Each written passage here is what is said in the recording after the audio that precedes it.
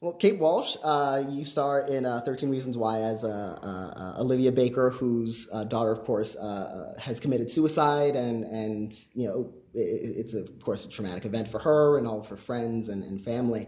How did you become involved in the series?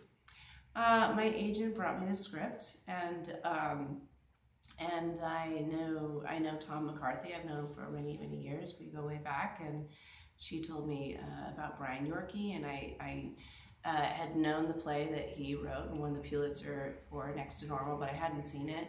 So they sent me the script, and I swiped through it. I read it on my iPhone, and it was a swiper, it was a page turner. It's always, for me, it starts with writing, and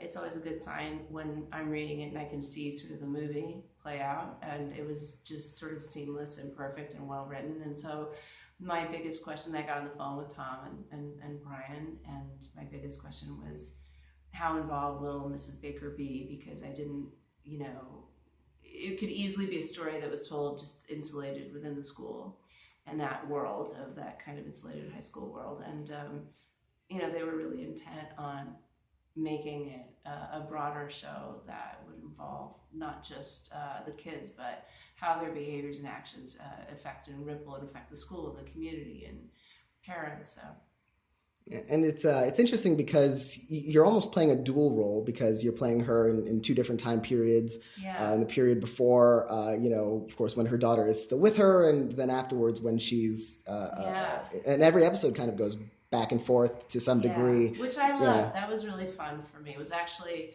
a nice respite from the intense grief of the present moment to be able to go back and have like the scenes with Hannah and happier times. And so that was also a challenge and fun, and I look forward to more of that in season two. and of course, one of your main acting partners on the show is Brian Darcy James, who plays your husband and Yes. Hannah's father. Such an intense relationship to create from the beginning years of the flashback scenes and of course the present day scenes, which is testing their marriage. What was it like creating that dynamic with him? He's so wonderful, Brian. He's such a beautiful human and actor, and it was so. He's so generous and kind and sensitive, and so it was great. Our first episode, the first scene we shot was in the hallway, at the school, at the locker, and with Tom. And Brian had worked with Tom before. I had never worked with Tom, but we were, like I said, old friends. So it was such a good dream in that sort of outside of like play, like oh, we're like, I'm working with my friends, which is like one of the benefits of being lucky enough to work in this business and have some success. Is you're like, oh, you get to work with friends more and more and your peers, and so that was just a fun thing. But also Tom was so smart and so helpful with being able to tell us more where the show was going, where our storyline was going, and give us great direction to sort of get us jump started into the Bakers and their relationship and that dynamic. And also, I don't know if Brian did, but I talked to this Doctor Who, or the psychiatrist who deals with families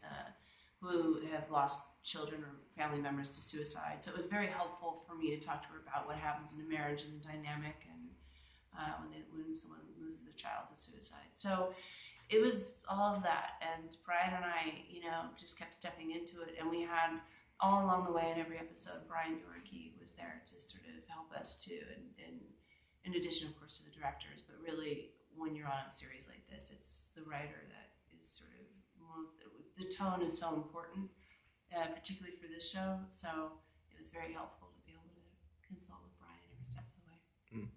And this other important relationship was that doesn't develop quite as much in the first season as with Clay, the central character. And in a way, they're both, these two characters kind of need each other the most and yet can't quite reach out to each other because, of course, he's listening to the tapes and he's concealing that from her. And you have these scenes together where you're, kind of reaching out to each other and not quite connecting. What were Yeah. those like to shoot? Well, Dylan's so good. I mean, everyone in the show is so good. But it was really great to work with him, and he's so kind of sensitive and beautiful too, and I think that's also one of the things I love about the writing of the show and the tone of it is what's not said, and there's so much subtext there, and so much so many when there's all those secrets and subtext and objectives being played but not being,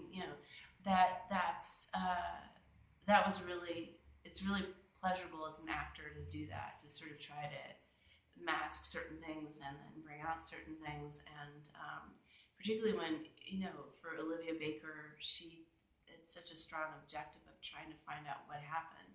So to balance that frustration and that desire, that sort of manic energy with this wanting to connect and try to reach or try to connect with this teenager that I don't even know. So it was really fun to play, and I really had to trust deeply in my scene partners and directors and editors to hope that I was doing an all right job.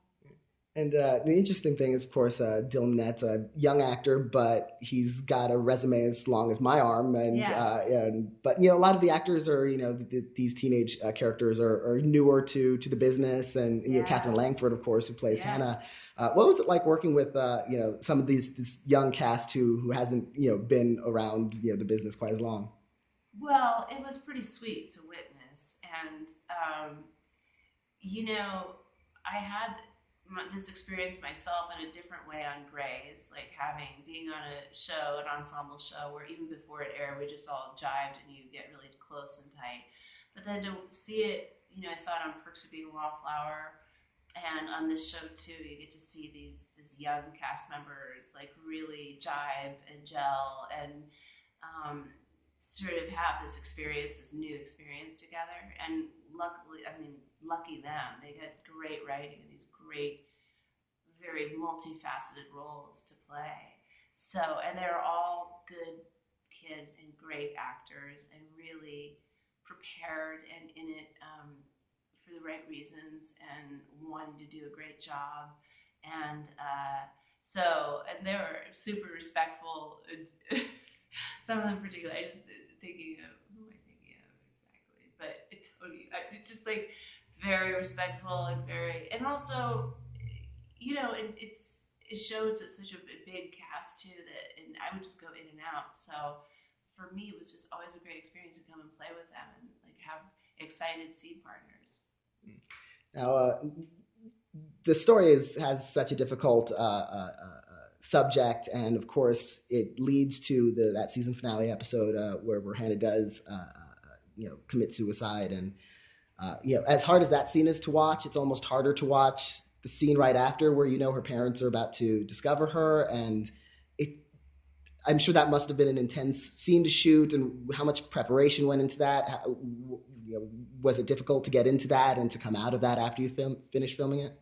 Well, it's sort of an exercise in schizophrenia in the sense that all season we knew that we were gonna, and we knew we were gonna get there to that point. But so you're always thinking about it. But then the beauty of acting and storytelling is you just have to play one moment to the next. And so I was busy most of the season, sort of playing all the scenes that were in front of me. And there's no way you can anticipate that. And I knew, and I'd spoken with Brian about it. And I knew what he was thinking, and it was also something I talked to the Doctor Who about as well, in terms of what Olivia Baker would do and what my instinct was. And I sort of wanted to verify that with her, and Brian and I talked about it. So I kind of knew loosely, but it was always the thing, like this imminent thing just looming there.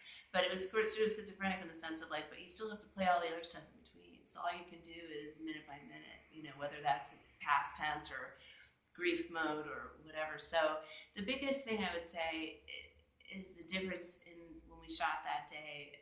We did the table read because we table read every episode, and this was the big finale, and everyone was there. And Brian Darcy James and I were like, all right, just let's read. We don't have to put any pressure on ourselves. We're just gonna do the table read. No one's expecting, Shakespeare here, so we'll just, show up. We didn't anticipate is that by hearing the whole, show being read in addition to reading our parts, your audience and you're in it. So we're having the reaction that the audience would have. So by the time we got to that scene and we're hearing Dylan's narration and Katherine and the stage directions describing what's happening, and we were just, by the time we got to opening the door, we were just hysterical. So that was the biggest difference between that and then when we shot on the day. We shot on the day. Other than a lot of delays because there were technical stuff happening with the prosthetics and the water scene, all that. It was so there was a lot of delays, which was more anxiety provoking, but it was really just playing it moment to moment of what would it be like to try to imagine.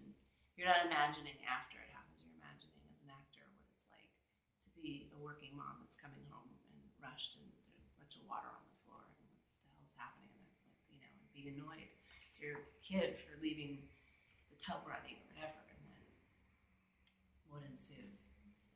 And that scene has been the subject of controversy over whether is it too far or if you don't show it, are you romanticizing it?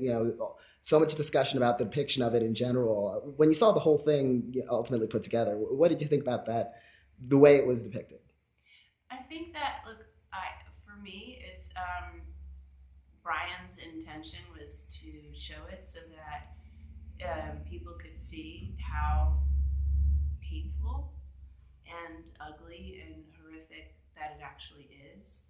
Because I think that part of the fantasy of exiting this life or dying by suicide, and when people are in that heightened emotional state or suicidal thoughts and feelings, that there can be a tendency to romanticize it, or just you're not thinking rationally, or just that you're going to peace out, and that by not showing it, you could argue uh, just as much that someone could project whatever they want, and romanticize it. I think, and it's ugly.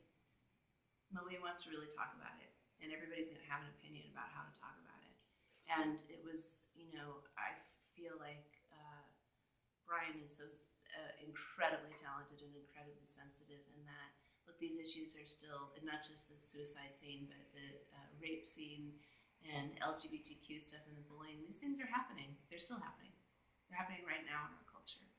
And thus far, there hasn't been enough conversation. And so hopefully, all the upset and controversy around it will lead to more compassion and empathy and healing and prevention. And with the show coming back for season two, it's interesting because at the end of season one, the lawsuit is still pending against the school, and as we see at the end of a spoiler alert for anyone who hasn't seen it yet, but her mother has gotten access to the tapes and has listened to them. So it seems almost like your strongest potential story might be to come. We might see so much more of how she processes this. Yeah. What are you looking forward to for season two? I'm looking forward to that, and it's always interesting because Brian will be obviously not. The book is done now, so we're living in his world and where it continues. But I'm very excited about, again, sort of playing with time and back and forth in time and past and present and jumping around with that, which he's going to do. And then also just the theme that he has of telling a story from different points of view. And in the trial that you see that, there's just who memory is a very interesting thing in storytelling. And also just to be able to see, we didn't get to see Olivia Baker. We saw Andy and Olivia just start to hear the tapes. But what is that like to hear an entirely different life of your child than you ever imagined or could imagine? So it's great. I think that one of the things I love about Brian's writing and the tone of the show is the silences and the internal stuff that are going on, and the ability to not have to say everything and just receive and act and reflect, have those reaction shots of whatever information is transpiring. Does that make sense? Yeah, yeah, and the silences are more almost like as important as what's being said. Is an effect of or point in Dylan and our dialogue or not dialogue or whatever, and the tension that sort of exists between everyone. And, yeah. I'm being vague because Well, I'm of under course, a because you lock don't and want to key. give too much away about what's to come, Yeah. which we are all looking forward to. And I want to congratulate you again Thank on you. season 1 of 13 Reasons Thank Why, you. and season 2, and maybe season 13 Who of 13 knows? Reasons Why. We'll be up to like 437 Reasons Why by then. But thank you very much, and Thank you. congratulations. Thanks for your time. Thank you.